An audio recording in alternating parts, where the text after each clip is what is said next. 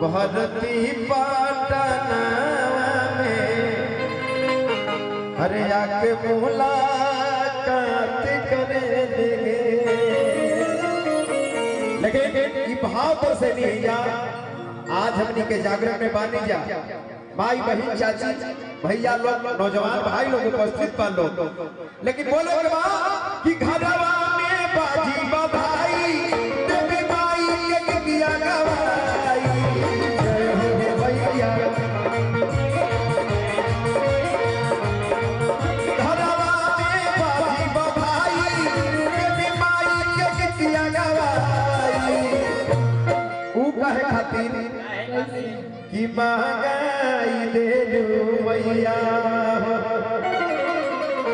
देखी कलाकार में जौन कलाकार में भाव ना भई काजी जौन तुम चूल्हा का ताव ना भई जौन पड़ोसी में लगाव ना भई वो बेकार न हो।